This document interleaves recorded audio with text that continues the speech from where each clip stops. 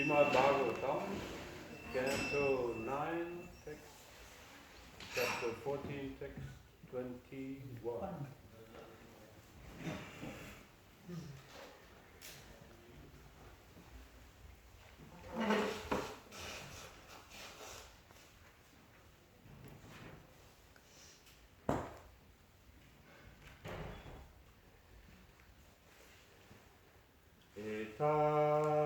Etavuranato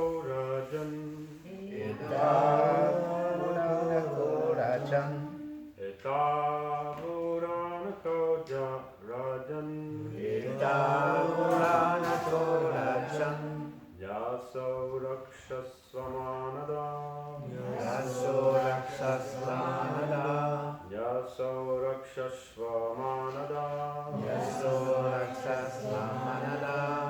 Samsvangsye bhavata sakam Sangrangsye bhavata sakam Shlagya strinam varasmritaha Shlagya strinam varasmritaha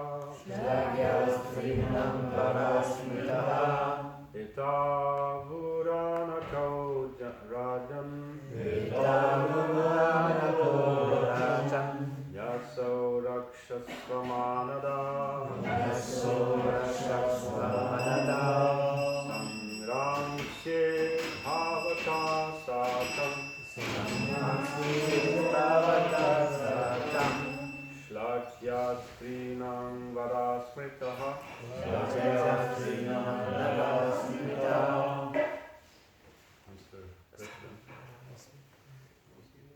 Etavuranako rajan Yaso rakshasvamanada Samrasye bhavata sakam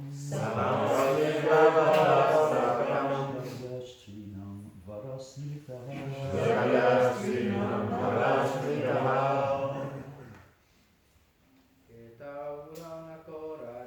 Etavuranako rajan Yaso rakshasvamanada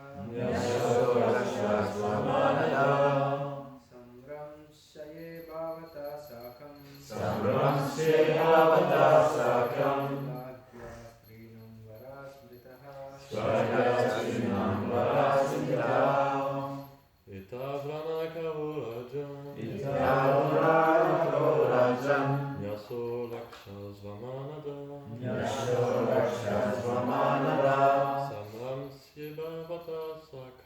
Samramsye bhavata sakam Shlagya strinam varasmritaha Etavuranako rajan Yaso rakshasvamanada Saramshe bhavata sakim Shlagya strinam varasmrita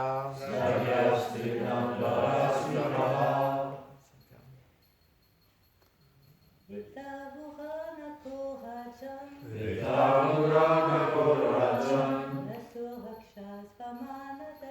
Yaso rakshasvamanada Samransye bhavata sakam Shlagya strinam varasmritaha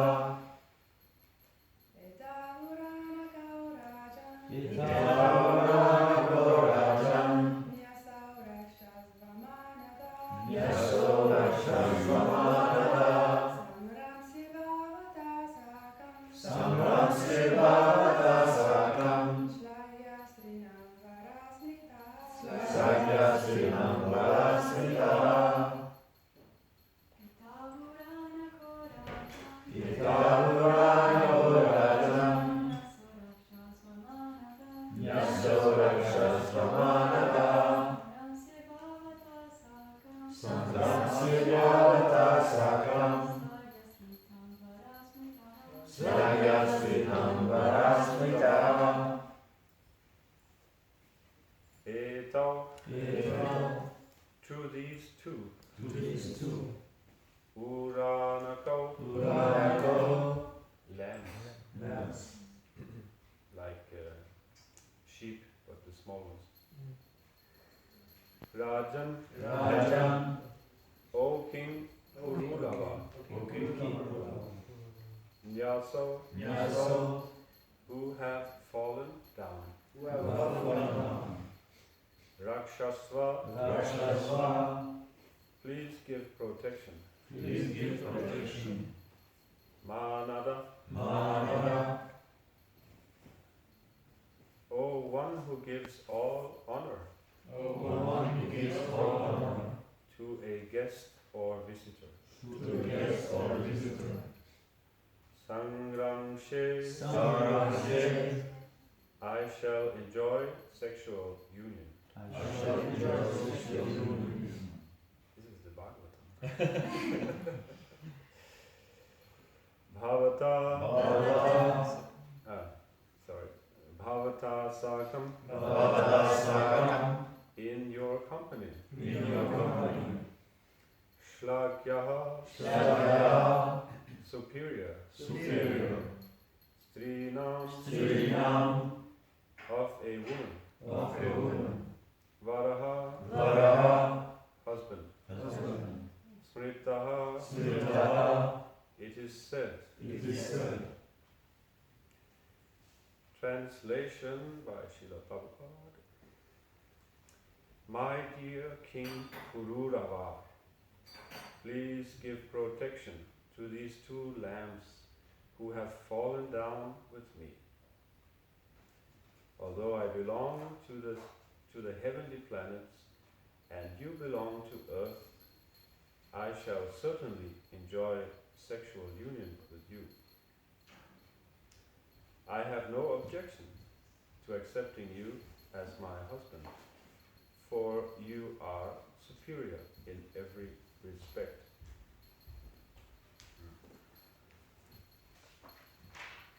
Purport by Srila Prabhupada.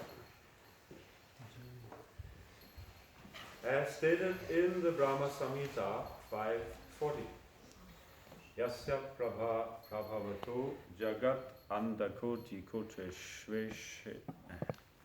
Kotisha Shesha Vasudhadi Viputi Pinam. Maybe you can put it here, because I want to see in the face. It's okay? These people are more important than the internet people. Anyway. There are various planets and various atmospheres within this universe. The atmosphere of the heavenly planet, from which Urvasi descended after being cursed by Mitra and Varuna, was different from the atmosphere of this earth. Indeed, the inhabitants of the heavenly planets are certainly far superior to the inhabitants of earth.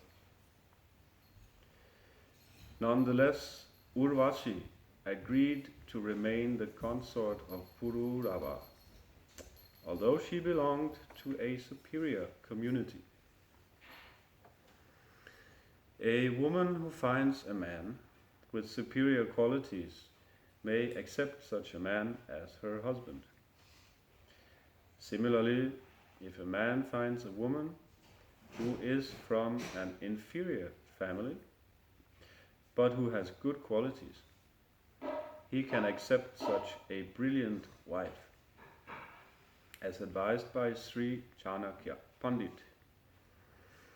Sri Ratnang Dushkulat Api. The combination of male and female is worthwhile if the qualities of both are on an equal level. Om Agnana Timirannasya Gyanandana Shalakaya Chakshurunmilitan Jaina Tasmai Sri Gurave Namaha Nama Om Vishnu Daya Krishna Prashtaya Bhutale Srimate Bhaktivedanta Swami Tinane Namaste Saraswati Devi Gauravani Pracharine Nirvishesha Shunyavadi Paschatari Shatarine Panchakalpatarubhishcha Kripa Sindhubhya Evacha Patitanam Pavanebhyo Vaishnavebhyo Namo Namaha.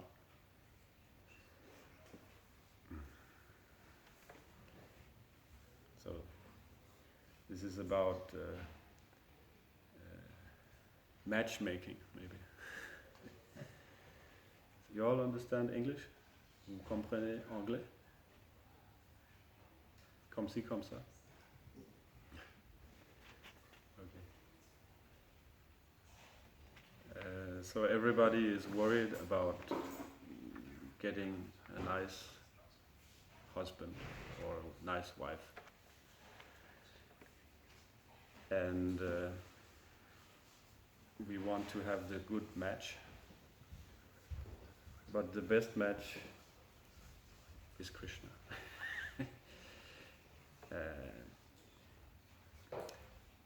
But meanwhile, before we come to that platform where we can have Krishna as our husband, we may probably have to get married to someone who is not Krishna. But maybe we have the idea that the prince on the white horse. You know this expression? We are waiting. Ah? Le prince charmant. Prince Charming in English. So we have some expectation which many times doesn't really match reality. Actually, we are looking for Krishna. But we may think that an ordinary husband or wife can fulfill the same role as Krishna can, but we may get some surprises. Not always the case. It's not the case. So we have a high expectation, and then we may become a little disappointed. But we should understand that we actually belong to Krishna, really. And just like Marilyn Monroe, I'm quoting Marilyn Monroe. You all know Marilyn Monroe, I guess. She said, "My heart belongs to Daddy." You know this song? And my heart belongs to Daddy. So for us, we can say, my heart belongs to Krishna. Daddy. Daddy, I'm not going to get into what it means. It's not the father, okay. Something called sugar daddy, but that's not the father. But so we have relationships with people, husband, wife, devotees, friends, but we should understand that our heart belongs to Krishna. And then we will not become too disappointed, hopefully. When we see the other person has some defects, some bad qualities, then we can accept. Because we are so worried about, at least many devotees are very worried about, oh, I'm getting married, it has to be the right horoscope match. I have a very interesting book about this. It's a lady called Sri, you heard about maybe. She's in charge, I think she's in charge of astrology, I think it's called astrology, yeah, astrology. She's kind of in charge of some kind of, there's so many ministers in ISKCON, I don't know. She's kind of in charge of astrology or something in ISKCON. She wrote a book. She's herself a kind of astrologer. She said the book is called "How to Mess Up Your Life with Astrology." You know the book? You heard of it? It's really nice because you can really mess up your life. You may have. I mean, first of all, I don't know anything almost about astrology, but I know that I think we can say that most astrologers are bogus nowadays. It's very difficult to find a good astrologer. And if you find one, and don't use a computer, I don't think it's a good idea. To just have a computer plan your whole life. People do that. I mean, when I tried to get married, some people, they thought that, okay, we are a perfect match because the computer says.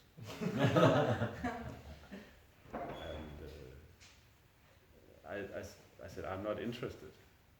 Yeah, but look at this chart, it's perfect. You're gonna have so many children and this and that. But I don't want to marry you. That doesn't matter. So some people are a little bit too much hung up with astrology. Prabhupada mentioned it. I don't know exactly what he said. You know what he said? Astrology. He said For marriage, that it's important that the match is good, but also the character needs to be compatible. yeah. So not only the astrology is not the only thing. I mean, he said that getting married and determining what your child is supposed to do in life, these two things, he recommended astrology. That I know. But again, I'm just speaking about my opinion now. Personally, I think 90%, 95% is common sense. Sometimes people don't know what common sense is. They say, what is that? Common sense is, we should learn how to use our common sense. Not just in getting married, but I mean the modern way of getting married is that you just fall in love. Then you find out who the person is afterwards, and that's many times a disaster. We've all done this, I think, most of us. I don't think that's a good idea. So it used to be that people would get married by their parents would arrange the marriage. That's the right way to do it. Who is doing that nowadays? At least in the West, who is doing that? Who is arranging? All nobles family. Ah? All nobles families. Noble families. Still. Maybe they still do. Yeah. In India, it's different. There's still, to some extent, this culture that, right, the parents they feel some obligation, especially if they have a daughter. They really need to get her married, and there's a dowry, and Most of the marriages still in Big India thing. are arranged marriage. yeah, Except the cities. except the city. Most of us people. But then modern people will say, "Oh, this is horrible. This is force." And but if you look at it with a cool head, you can actually see that the arranged marriages, they last longer. Yes, but they're forced to do it. They are unhappy. Isn't it? That's the modern propaganda. They're just suffering. We should liberate the women. It's horrible. Like in Iran now. They want to, they're seeing what the West is doing, the women, so they're thinking that we'll be happy to become so-called liberated. I mean, the liberation of women is really so that the men can exploit them. That's what it means. The men created the women's liberation movement, not the women. Because then, women are free on the market so that men can exploit them. That's what it is. Of course, the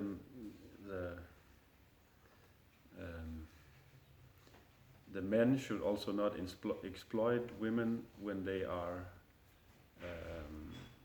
under their protection. Then they should be gentlemen.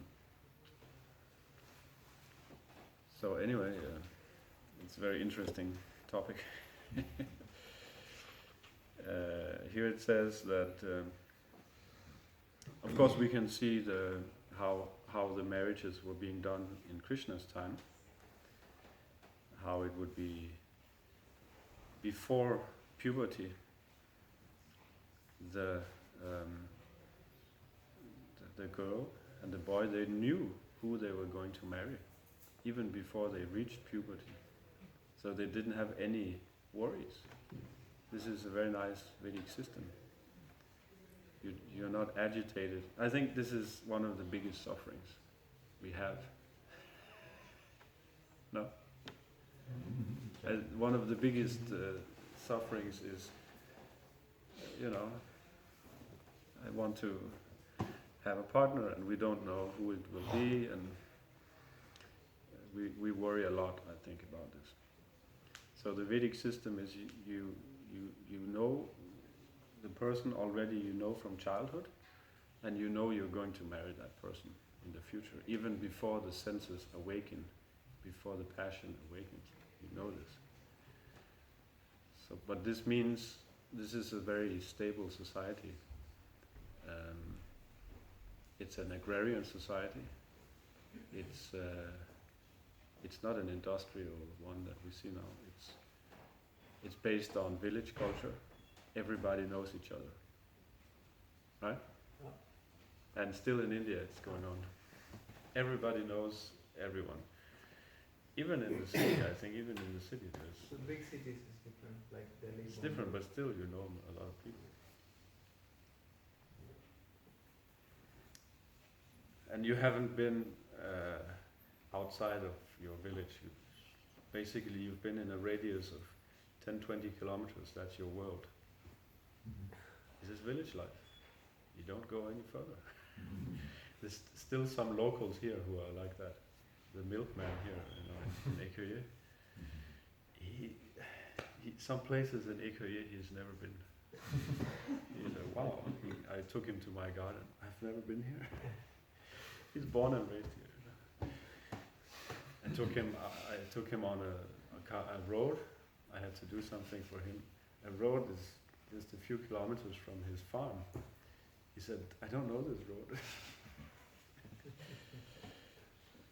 I don't know if he's ever been to Paris. We Maybe. had one devotee come here from Australia, Maharaj disciple, John Maharaj disciple. He's Indian body, but he grew up in Australia all his life.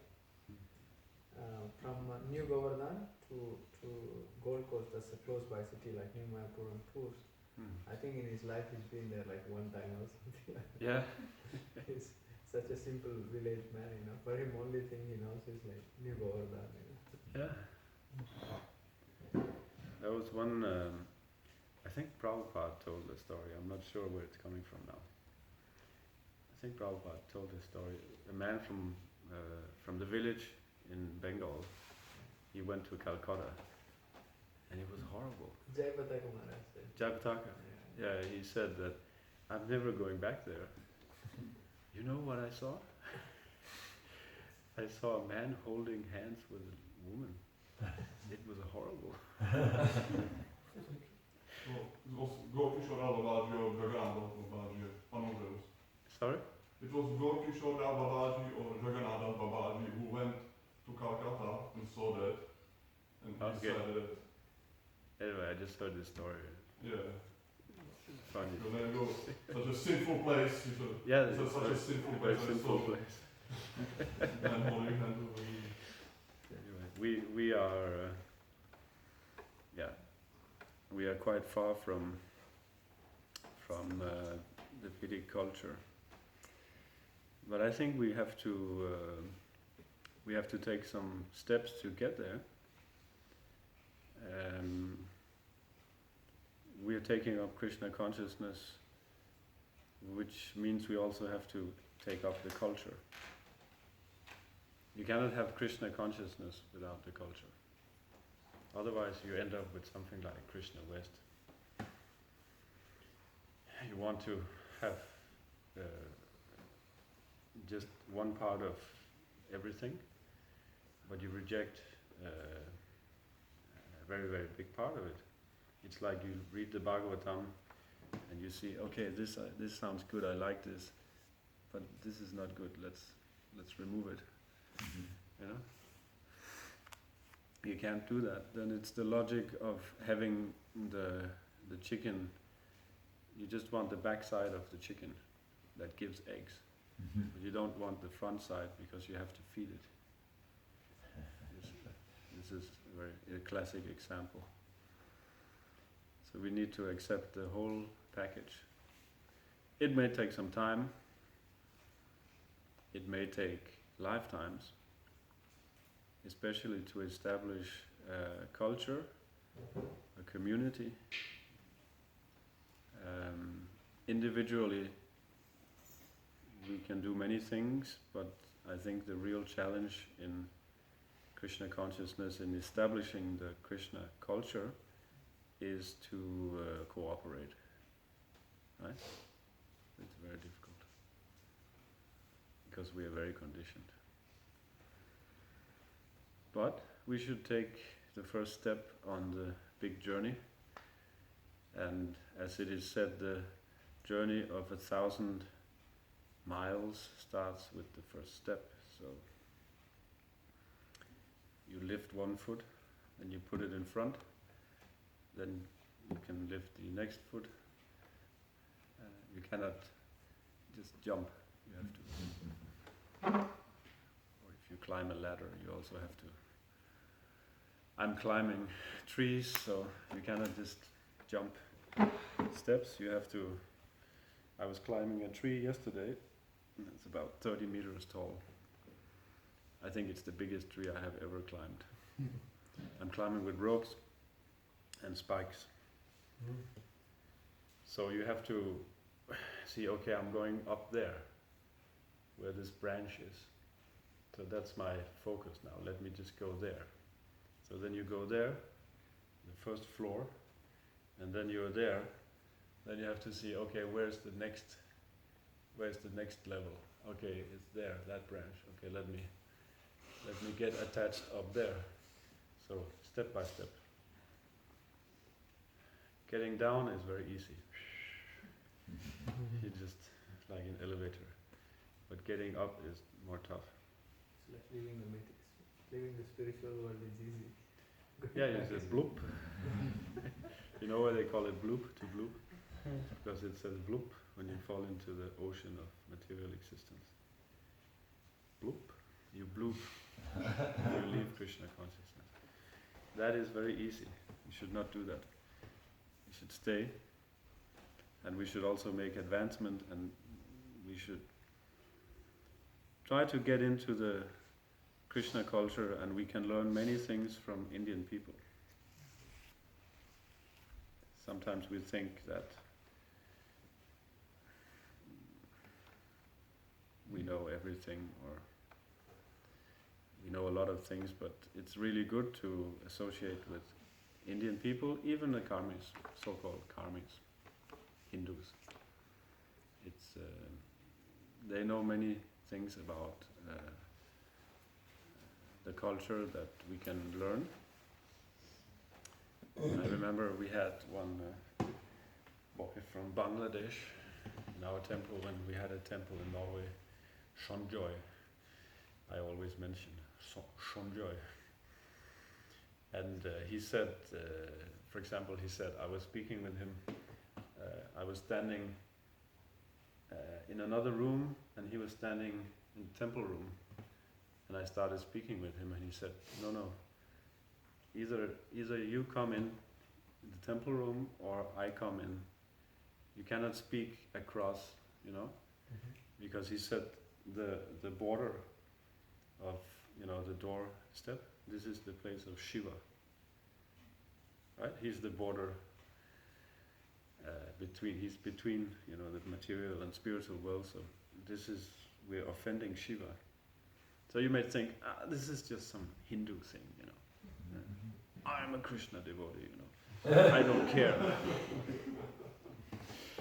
I don't care. But it's not that we have to follow all these things, but we should try to learn something about the culture of Krishna consciousness. It's still there to some extent in India. Also, how to respect superiors, and this is a very difficult thing for us Westerners. This idea of superior and inferior, we don't even want to hear about it, right? We think it's something you should get rid of. Who are you? I'm not inferior. How can you be inferior? Is superior to me? But like here, we see that. What does Prabhupada say?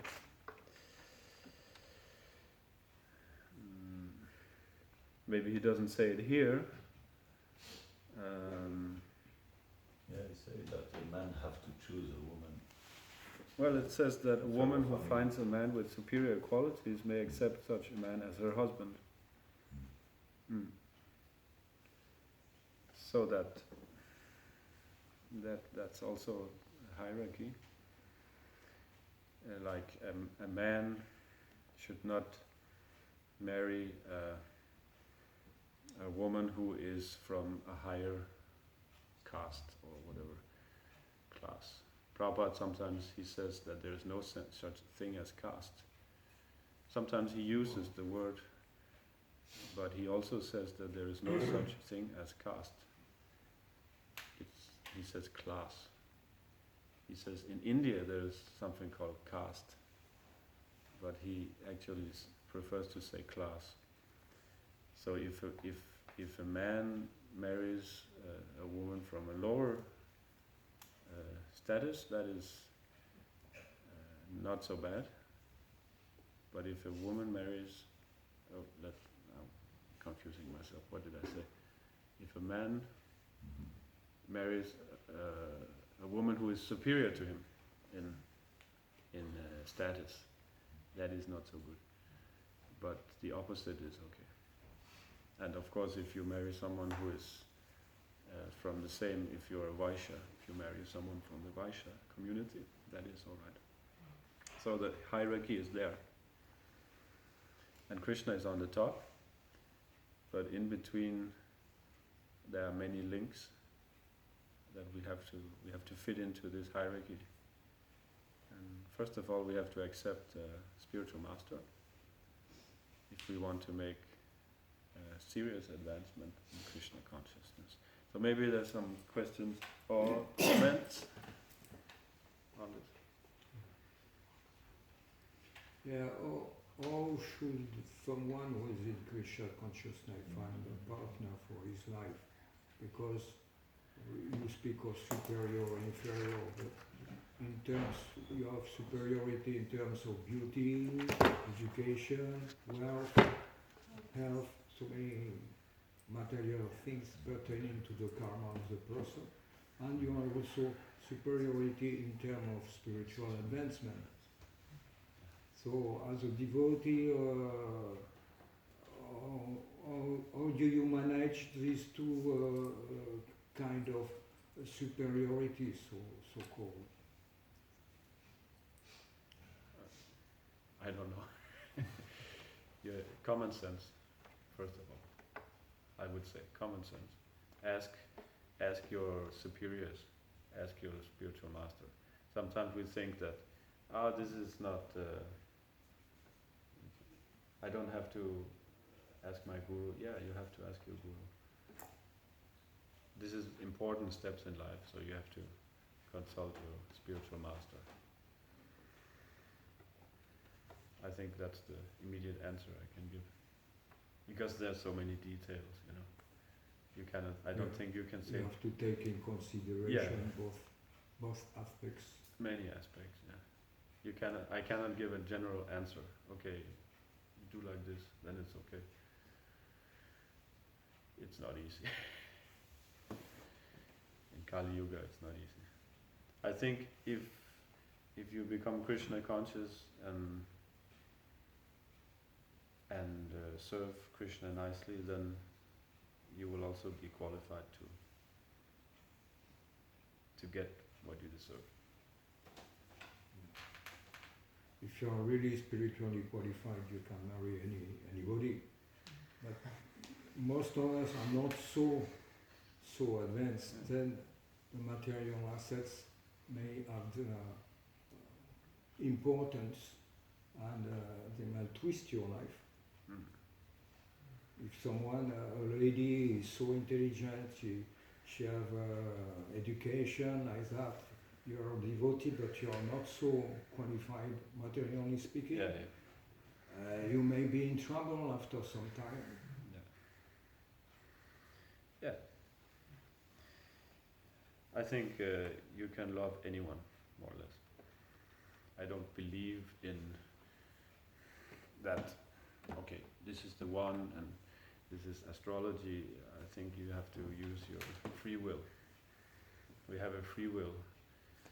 Sometimes we're thinking everything is determined by the stars. I don't really buy that. This is my opinion. I think we have a free will, and if you work hard, you can love almost anyone. That's my opinion. But if you choose one, then that's the one, and that's. I mean, we can. Now the proof I think is, well, not the proof, but now we don't love Krishna, so we're trying to love Krishna by working hard, right? We're working hard to love Krishna because it's not natural for us. So it's hard work. So we're learning. So I think you can also learn if you're already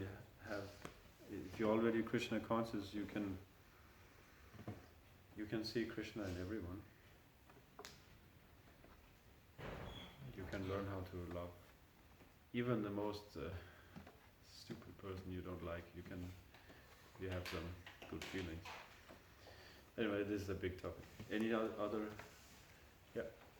I can understand why a man is advised to marry a woman from lower class. Yeah, status or whatever. But I don't see why a man should not marry a woman from a higher class. Well, I'm not saying, I'm not an expert. I'm just saying the principles that Prabhupada he mentions this. Yeah. That it's not recommended. It's also, there are so many things, there are always exceptions. It really always depends. It's also said in the Manu Samhita, which is the law book for human beings, that you should not marry a lady with red hair. With red hair. I hope that there are no red hair. There's a lot of fire there. But then you can say, what about the poor ladies? Poor ladies who have red hair, they have to marry someone. Yeah, of course. Maybe they can marry some other one with red hair. I don't know. No, this is just the general advice. If there is no other way of it. It doesn't mean that. Okay, that's it. You know, it's some general indications. There is like there's a lot of mass influence on the person. Let's say a man marries some highly intellectual woman, and he's like a real mudha, you know, a real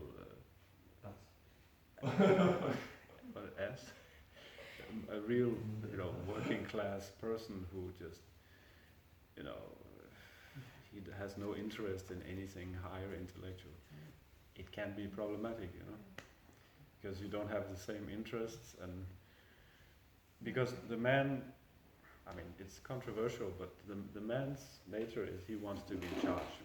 That's just how it is.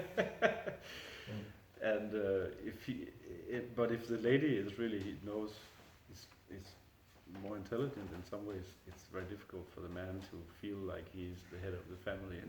He's really stupid. It can be difficult, But I'm not saying that it's impossible. But I think, as they say, the birds of the same feather flock together. If one person is interested in this, and the other has a complete different interest, where you're going to meet. It's really a class problem, not a caste problem.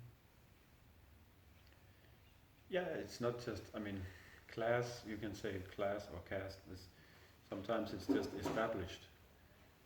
It doesn't mean that, okay, I'm a Brahmana. One person may say, okay, I'm a Brahmana, I have a Brahmana thread, but he doesn't act like a Brahmana. That's one side of class. But the real thing, as Prabhupada says, the real thing is that you have to have qualification and work. This is what determines who you are, not where you're born or which family. So, but I think it's better to find someone who you have some similar interests and.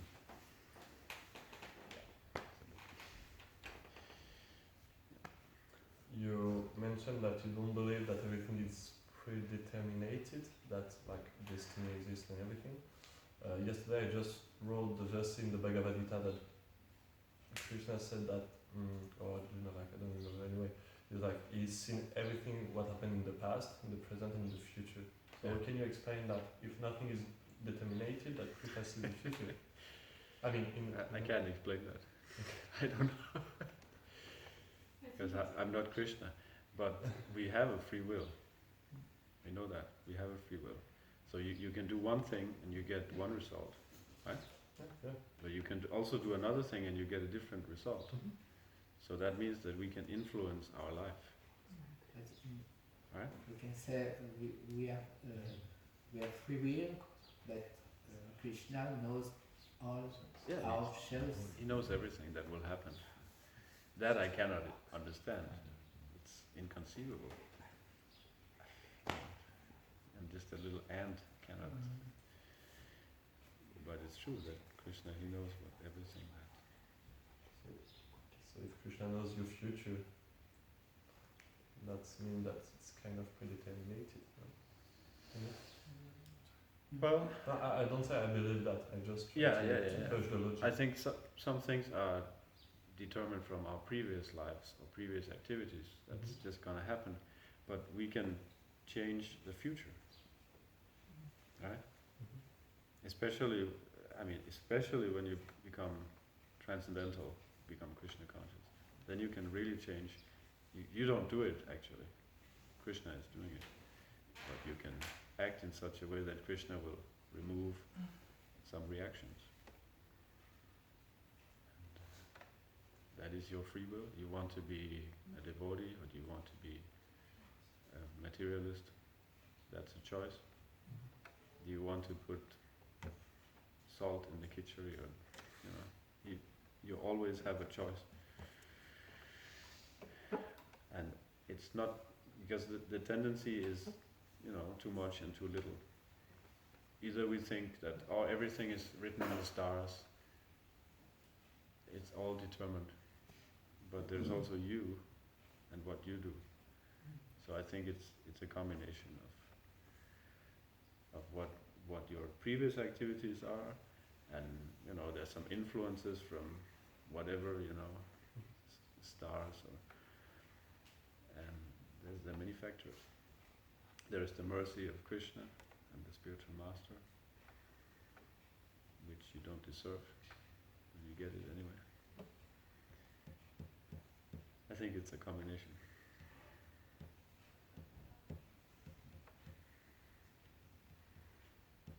Yeah, it's okay? One more? No? Okay. Srimad Bhagavatam ki jai. Jai. didn't quote anything from Shastra. Just Marilyn Monroe. Because I'm not a Brahmana.